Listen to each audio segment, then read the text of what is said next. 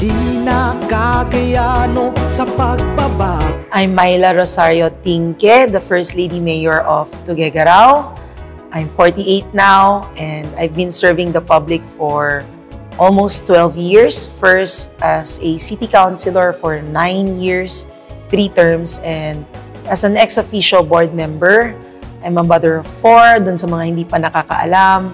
25 years married, 3 girls, 1 boy, and people say na mataray ako, maldita at matapang. Hindi po. Ako po si Myla na mabait, mahaba ang pasyensya, pero diretso talaga ang dila. Ayaw kong tumakbo noon. Nanalo po ako, binigyan niyo ko ng ganong klaseng mandato na itaguyod ko ang isang magandang gobyerno para sa Tuguegarao City, isang transparent and accountable government. Gusto po nating ipagpatuloy yan dahil kulang ho yung 3 taon kung tutuusin, to undo the damages that had been done in the past. Kulang po yung 3 taon para i-implement natin yung mga changes na gusto natin para sa Tuguegarao City.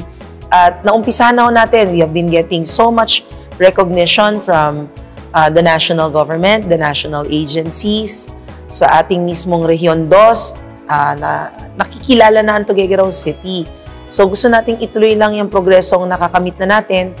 And at the same time, we have also been teaching the people how to really look at public service. Dalawa lang ho yan, serbisyong nakikita, nadarama at maaasahan, and the shared responsibility that goes along with it.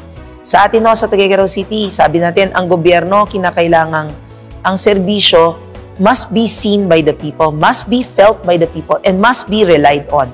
But at the same time, gusto nating turuan ng mga kababayan natin that it goes hand in hand with the shared responsibility of every Tuguegaraoeño to make sure na lahat po ng ginagawa natin, kasama kayo, inclusive government tayo, pero meron hong kaakibat yun na responsibilidad para sa bawat mamamayan ng Tuguegarao. So that's what we want to continue teaching our children and our Tuguegaraoeños para po ang progreso natin mas maging maganda, mas maging maunlad ng Tuguegarao. Yung persona na nakikita ninyong palengkera, bully na sinasabi nila, that is a persona born out of the people who are also bullies and who also do damage to the city, which I love so much with a passion. Na ipagtatanggol ko yung aking syudad at yung aking mga anak para hindi rin sila mapariwara. Tayong lahat, kilalanin niyo pong mabuti ang isang Myla Rosario Tingke, isang ina, isang kapatid, isang anak, isang kaibigan. Sama-sama, one Cagayan, magkaisa, one Cagayan. Tayo ay maghawak kamay para sa probinsyang minamahal. Sama-sama, one Cagayan, magkaisa, one Cagayan.